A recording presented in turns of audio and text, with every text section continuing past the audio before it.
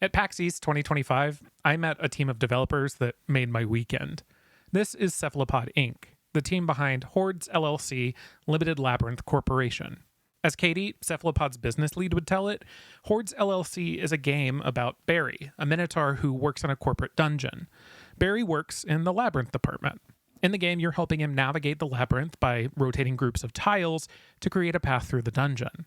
There's different kinds of obstacles in the dungeon, like spikes and locked tiles, and you need to find a clear path for him. But it was the next part of her spiel that stuck for me.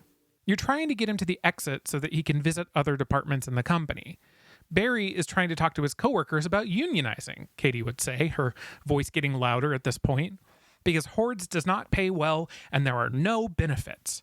And then Katie or one or two members of the dev team would shout, "No benefits!" And it made me laugh every time. I'll admit that I'm really not into block puzzles. It's just not the kind of puzzle that I enjoy solving. But it was the rest of Hoard's LLC that pulled me in. Marrying swords and sorcery dungeon crawling with a narrative poking fun at corporations made me smile. And that was enough to get me to play a demo. And I'm here to tell you up front that I think if you enjoy that kind of puzzle or you like the theming of the game, you're probably going to like Hoard's LLC Limited Labyrinth Corporation. I found that the story was very funny and relatable, especially as a person who's tired of his day job and day jobs in general. I also ended up really enjoying the puzzles, but on the flight home, it was the team that stuck out in my mind. At PAX, they told me they'd all recently quit their corporate jobs and gone full-time on this project. I needed to know what it was like to make a game like this, a game with a sense of humor and a message about labor, as they were building a studio together. So when Katie reached out to the email that I gave her after PAX, I had to get Cephalopod sat down for an interview. Just a heads up that this interview is going to be available in full to monthly supporters on my Ko-Fi page. Links in the description and on screen right now if you want to see that. I would love each of you to introduce yourself just in case that I want to, talk about that, but also so now I can know who you are. I'm Leah. I'm the artist of Cephalopod Ink, and responsible for all the characters you see in Hoard's LLC. And everything else, pretty much, actually. Yeah, all the things you see. Yeah, see is the operative verb. You see it. I'm Andrew, and I do all the programming. Not all the programming, but I only do programming. I'm Zach. I do a little bit of programming, and the rest of my time is spent doing design work and writing, and a little bit of everything. I like to help out in as many places as I can, just because it's a lot of fun. Yeah. And then I'm Katie. I do everything that isn't art or software or directly making the game. So whether it's working with legal or marketing or entering conferences or reaching out to folks like you, that is my role. How did you all meet? How did Cephalopod come to be? Leah and I were just down the hall from each other freshman year.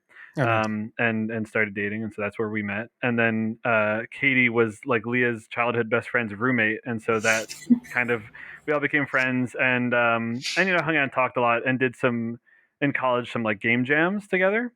And then one game jam we had a really good time with. We made we made a monster fighting tactics game kind of thing, which was for a game jam run by Hallmark. That was supposed to be like greeting card themed, and we were like, nah. That's what I want to build today. Yeah, we're like, I have a different idea, and so we did totally the wrong thing. But it's still, we did pretty well, and we had a lot of fun. It was one of those things where when they were giving out the prizes, they're like, and the theme was Hallmark, and we all turned to each other and we're like, there was a theme? Yeah, it was kind of a secondary concern for us at the time. Right out of college, we moved to Boston because I got a job at a studio called Demiurge, which is in Boston. And that's where I met Andrew at Demiurge. So he was there when I was there, and he was the lead engineer on the game I was working on, at least at some point. When we were working on Marvel Puzzle Quest, you were lead engineer on it at some point. Yeah, for the end of that, yeah. We had actually started doing some kind of game jams again, and it was Andrew had gone off and worked a bunch of different places and reached out to me one day with some of his friends from different companies he'd worked at, and we did some game jams together, and we we're like, oh, this is really fun. And me and him were both kind of in a place where we're like, we'd love to leave our regular games industry jobs and try to do indie stuff.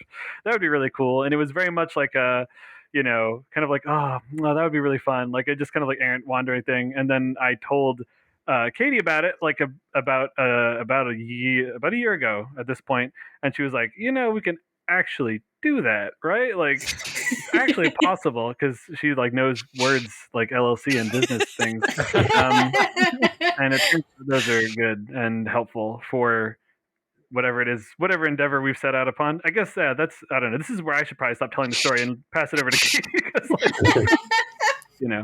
that's how we started. It's wild. That actually like was almost a year ago exactly that happened. Yeah. And then we all quit our jobs. Like you, Zach, like what, last summer? I quit in December, and then Andrew this spring. But we've been working part-time last year doing POCs in like our spare time, just trying to figure out like what kinds of games and how do we work together as a group. And then once we were like, okay, like we actually think we know of a game that we could make together, that kind of is how we kicked off this year, was like, let's scope it down to something small that we think that we can deliver quickly. Because also if we need to get funding or a publisher or something, like it's less of a gamble for them if we already have a game under our belt that we did on our own and we can show that we can like build things and actually ship them. So that was also like some of our driver going into this. Hoard's LLC is the game that Cephalopod thought they could ship. Zach and Leah had worked on an early prototype of the game where they figured out the puzzle gameplay. And when they started to take the project more seriously, the theme of a fantasy dungeon full of monsters and business casual emerged from the gameplay. Well, I kind of remember when we first started talking about this game, we had already kind of discovered this sort of puzzle elements we wanted to make. Because Zach and I had actually sort of worked on this a little in the past, but it didn't have any real theming to it.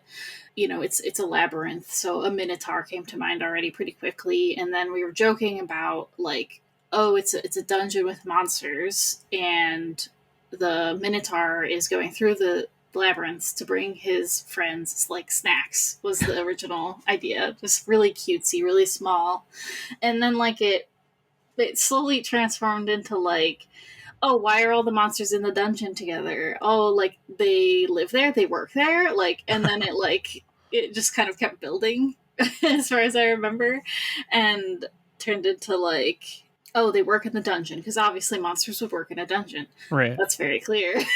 Yeah. I also think some of the story elements came from like very early on, we all bonded over having jobs that were very stressful and took a toll on our lives. And so like when we first started doing this, I do think there were just a lot of jokes about like what work life might be in the dungeon until it eventually became the plot. Yeah. A fantasy puzzle game about unionization isn't something many people could come up with, but Cephalopod Ink was uniquely situated to build it. The stressful jobs that they would later quit to work on Hoard's LLC were the same jobs that made its existence possible in the first place. They all had some kind of experience with a job that made life difficult. We get to talking about performance reviews and stack ranking of employees, and Katie shared her frustration with managing people in that kind of environment. This is a rant. Use for it it. how you will. It come from like I was a director of engineering in a previous life, and so like been in many of those stack ranking conversations, and it was always so wild to me because we were always told only hire the best engineers, but then they're like, but also 5% of all engineers have to be the worst. So like I'm like, but you told me only to hire the best. How am I supposed to now say one of these people is actually the worst? And like it never made sense to me how that worked. Yeah, I feel that pretty strongly. I was laughing when I was on your Steam page earlier because the first word is unionize. We really wanted it there. Yeah. There's nothing Lex or I could say about labor issues in the games industry that hasn't been said better by people with more experience, and I'll link to a few such pieces in the description. But if you don't follow the industry, let's just say it's rough out there. The industry is plagued by mass layoffs and working conditions ranging from toxic to abusive, and every year it just seems to get worse. Over the last 20-odd years, the financial landscape of gaming has transformed massively. AAA games budgets and development time along with them have skyrocketed as publishers rely more and more on external investors to fund new titles. As a result, the customer these major publishers are trying to please isn't the gamer, but the investor. In recent years, we've seen countless AAA titles, some of which have been in development for a decade or more, fail to meet increasingly unrealistic sales expectations, leaving publishers scrambling to pay off angry investors with whatever money they can get their hands on, Predictably, CEOs don't come up with that money by taking a pay cut themselves. They lay off huge numbers of employees. It's worth noting that mass layoffs aren't limited to the West either. That said, according to industry analyst Serkan Toto, countries like Japan are experiencing the same phenomenon at smaller scales and also handling it more quietly. And due to their worker protection laws, these often take the form of silent hiring freezes, bullying employees into quitting, or pushing older employees into early retirement. The problem doesn't stop with layoffs, though. The industry is littered with toxic workplace practices, the most infamous of these being crunch. Crunch is essentially unpaid overtime of 20 or more hours a week on top of a regular 40-hour work week. In California, tech workers who make a certain amount a year are exempt from overtime protections. And in 2008, that certain amount was drastically lowered, such that the average salary of most game developers is above the threshold. Of course, crunch is not exclusive to California-based companies. European companies like CD Projekt Red and Ubisoft are infamous for the practice. It's not all doom and gloom, though. Over the past few years, game devs all around the world have been unionizing in response to the mass layoffs in the industry. Unions can't solve every problem of working under capitalism, but they're a powerful tool for workers to obtain the security and working conditions they deserve. I mean, do you all have experience with unions in the real world? For me, it's mostly exposure being in Boston. Like I've built, being in like the infrastructure side of the house, like I've built out offices for tech companies and been in union buildings having to organize with union only workers. So it's like top of mind from work, but never been like in a union. But Andrew's also in France that loves to unionize. Yeah, it's actually a couple times. When I was at Google, there was a union that had started up. This was in 2020, like the end of 2020. And I knew people who were involved in getting that started. And I joined that union then. It's a little different because it was the pandemic, so I didn't see anyone. It wasn't the same kind of organizing happening. So I didn't get much experience from that per se. But yeah, in France, they're much more pro-union. My understanding is a lot of the industries sort of have like an overall, I don't know if it's technically a union, but it's kind of like a representative entity that they negotiate with those companies on like how they're regulated to some extent. So for example, even though I left Ubisoft in April, I got an email recently saying like, hey, we got our revenue settled from the fiscal year before, and here's your profit sharing bonus, because they're legally obligated to give the people who are working for some percentage of that year, some percentage of the profits. And there are more specific unions that a lot of people at the company are working at who will organize strikes, which is another thing the French like to do. I also feel like there's been a lot of news around just like strikes in the last couple of years. There's like the story out of Japan where the bus drivers refused to take fare from folks, but were still driving the routes. There is the railway that was striking in the US. Like I feel like it's been more and more news about how workers aren't getting just basic benefits. It's just very topical and wild just to hear how some of these industries are being treated. I think, Zach, also you've been talking to a few different union organizers, right? Too? Yeah, I reached out to some union organizers to kind of like run through the plot of the game with them and you know get some ideas about like how we can better represent, you know, what it's really like to like form a union, to be a union, like what things are a union can like help with, and like, you know, just to try to keep the game like, it's definitely like goofy because it's like set in a dungeon and there's minotaurs and stuff, but we wanted to, you know, use that more as like a lens to look at like real world issues as opposed to just being like silly. And so I learned some really great stuff from them. Like obviously, you know, from the perspective I have, like I don't have like a full understanding of like the sort of like structures that unions have and like how they deal with each other. So I learned a lot of stuff about that. There's going to be some, you know, there's some pretty like important plot points in the game that are directly from those conversations, things about like how businesses that are unionized essentially can be better at serving the community as well, in addition to like, you know, treating their employees well. They're being more focused on, you know, being a good dungeon for the adventuring populace of the surrounding area. But things like that, things like, you know, like how management at companies interacts with unions, and like, you know, the different options there, which was super helpful. I had some great people basically like that friends of mine put me in contact with, that like, you know, the first thing one of the people I talked to mentioned was like, I love to ramble about this stuff. And I was like, that is perfect. And he would just give me like voice messages of like, you know, like responses to questions or like thoughts on like, I was like, you know, like, does this character make sense? Like I have like a pitch for like a character and the kind of like problems they're having at work. And they'd be like, yeah, that sounds good. Like that makes me think of like XYZ. And so got more details that way, which is super helpful and also really like inspiring. It made me learn about some stuff that I was like, I really want to make sure this gets highlighted in the game because it's like real things that people have seen and, you know, I want people to know about. One way Cephalopod keeps things financially solvent and less of a burden on the team is to reduce the amount of work that needs to be done in the first place.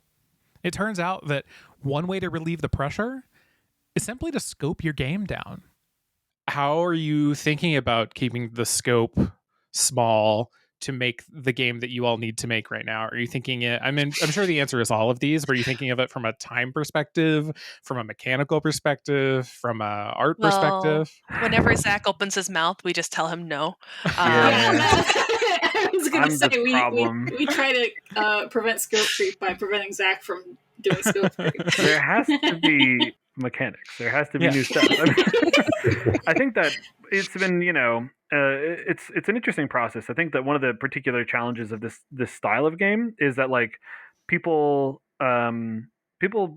essentially respond differently to puzzles, right? Like there are some people who are when we did the kind of PAX demo, there was one person, I think only one, but there was one person who perfected every level in like 5 minutes and was like, cool, and then like left, and I was like, that person is going to have a different playtime than the average person at this game. And I was like, you know, and that's like fine, but yeah, I think that like trying to figure out how much time we want to aim for is like a challenge. I think that, yeah, as far as scope goes too, it's you know, part of it is I think also from like a player experience perspective, we don't kind of want like a lot of people enjoy kind of like a smaller game that like doesn't like overstay its welcome, I guess, so to speak, where like it's like an experience you can fully complete, you know, like not that I don't love, I mean, we all talked about how we love Baldur's Gate 3, but it's an enormous game, and I've gotten to Act 3 and I'm just kind of like, there's a degree to which I'm like paralyzed by the amount of stuff I have to do still.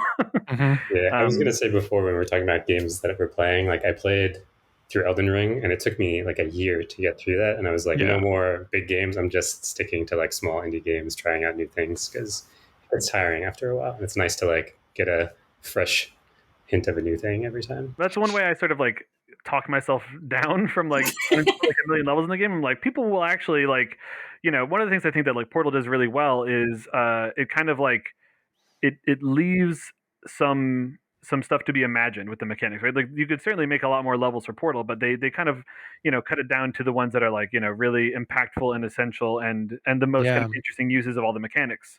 And that's what I would love to do. I'm going to try to do that. We'll see. It also leaves you game design space open in the future should you want to do more work in that space, right? For sure, yeah. And there's also, right, like I said, kind of there's endless mode. So for the experience of people who just like want to use the game, like one thing that I think games can work really well as, especially, right, like if you find the right game kind of for your brain, is just like as a stress relief tool, just to be like, you know, something that you're kind of like good at, you can get into like a flow state and just like relax. I think that like endless mode is like pretty good for that. And I think that like, yeah, like the main story stuff, in order to keep it like, you know, snappy and interesting, definitely want to like, you know, not fully exhaust every mechanic to use every permutation, because like, yeah, it would get old after a while, and it would just be like, you know, okay, like, you know, I want to see the next story beat instead. Unionization and labor are heavy topics, but Hoard's LLC is a goofy little puzzle game with a Minotaur in a suit. It's a combination that shouldn't work, but this team has really nailed the tone. The game has charm and a sense of humor that I really enjoyed during my time with the demo. As much as I enjoy a game with many deep things to say, I really admire Hoard's LLC for keeping things light while still being about something. I always love a game that has something that it's saying or is at least interested in, if that makes sense. And also, I don't think every game needs to do that in like a serious way. I love 1000 Times Resist. I think it's one of the best things ever made. But not every game needs to be that deep and constantly driving the sad stuff home. How do you all maintain that balance with a topic that, like, in certain places can be really taboo to even, bring up? It's definitely not super easy to do, right? Like to maintain that kind of balance. I think that like a lot of it in my mind comes down to like keeping the story very like personally relatable. So like it's not like a just like a story about unionization in that it's just like we're going to say all the union things and it's just going to be about like unionization. It's about like people and like their lives, people being monsters. They're still people. But like they have like, as you kind of saw in the demo, one of the like early on characters you meet is like Franny. So she's a mimic and she's like, they're kind of exploiting her enthusiasm for her work. Like she loves her job, but they're working her like crazy. They're not promoting her like they should be. My hope is that like the stories will feel relatable enough to anyone with or without kind of experience in this space that they'll be able to kind of connect to it anyway. And so I guess we'll see if that works. I don't know. That's my theory. A lot of the stories are real stories that all of us have encountered at some point in our workforce, whether it's someone who's being overworked, undervalued, not given the benefits that they need for like their personal life and personal reasons, exaggerated in a fantasy world, but like they all are real stories. Yeah. And I think the taboo aspect, or people maybe disagreeing, like that's kind of, the benefit of us making our own company and doing what we want and it being art. Like we can put out our message and that's fine. Yeah, that's so true. One element that contributes a lot to my feelings on the game is the art. Artistic lead Leah is responsible for all of it. It's kind of tough to talk about my art style because I don't know how much to talk about and I know you'll edit this, so you'll have to use your discretion, but I actually come from a background of drawing mostly adult content. Mm-hmm. And so like a lot of it is taking that and kind of paring it down. So like making it more cartoony and like friendlier looking is kind of where I've gone from that direction. Like I could draw more realistic and more detailed stuff, but that's not as like charming or like visually appealing right away. And so that's what I've sort of started from, and definitely doing like bright colors and I guess anime like proportions and style influence. I think that's probably pretty obvious with some of my character designs and stuff like that. But other than that, I guess it is just sort of like things I've liked over time getting added to my style. I mean, like a lot of D&D art, obviously. Very much inspired me. Hades is a big one, and a little bit of Helltaker too. Like the cutesiness of Helltaker art was for sure an inspiration for this. Yeah, so it's kind of about taking an art style I've used a lot and making it a little more family friendly. Yeah. And making it something that everyone can approach. So much of making games and selling them is about getting lucky. You can have great marketing copy and visuals and the best game ever made. But until that marketing reaches a critical mass of potential players and sticks with those players, you just have a good game that nobody played. It's a really crowded space. Around 50 games come out on Steam every day. And that's way more than a lot of people will ever play. So how do you make a game like Hoard's stand out? Part of it's like there's so many indie games that are so different. They're hard to sell. Most people are only going to read a sentence or two. So like what are the buzzwords that tell enough of the story so that people actually care to read more or learn more? One lucky thing is like unionizing and monsters in a dungeon. If you say dungeon and unionizing, people are like, what? So you can normally get a few more sentences out to them. Leah's art does a lot in terms of just like drawing attention. Like it's a cute game. Like, so like it's easy to like drop it in like a cozy subreddit and be like, hey, like look at this cute thing we have. Also, it does have some really deep themes about, workplace organizing. We're trying a bunch of different things. It's hard building an audience as an indie game. And it's really just trying something, seeing how people respond. If they respond, like, okay, cool, like what part of what you just said did they care about, and then trying to lean into that in that community. So yeah, we're trying a bunch of different stuff right now, and our strategy is changing literally day by day. Yeah. Awesome. Yeah, marketing is something that I don't think any of us had a background in before, so we're kind of figuring it out as we go. Yeah, we also luckily have a lot of friends. My last company was a mobile marketing company that I was at. So like I know a lot of friends who understand marketing. So like I had a friend who I was like, "Can you proofread a press release we're about to do?" And he was like, "Yeah." And then he was very polite and just literally rewrote it for me while I watched. And I was like, he was like, "Here, I edited it." I was like, "You didn't edit it." I was like, "You." You control a delete and Yeah, I think they got like the live stream messages from me where I was like, "Oh yeah, I'm almost done." I was like, "Oh, never mind, he's changing it. Never mind, I'm giving him information. He's writing it. We'll have it up eventually." But this is where I think we're really lucky. We have a really strong community of people that we know around us who have skills we don't have, and we're trying to leverage that as much as possible. And hopefully, when we have money someday, we can actually pay them for their services. Yeah. Like Portal before it, Hoard's LLC is a lighthearted game about a very real issue, and it proposes solutions to that real issue within its fictional game world. A lot of my favorite games do this. They set up a world that feels similar to ours in certain ways, but the truth is that their worlds have fewer, stricter rules than ours. In a game environment, solutions to problems come comparatively easily. And if a fictional union member gets fired, popular story structure demands a resolution of some kind. The writer becomes game master and sets the rules of the fiction, leading a story to a satisfying end. And that's the thing that nags at me. I'm skeptical that games are able to provide real solutions to thorny human problems.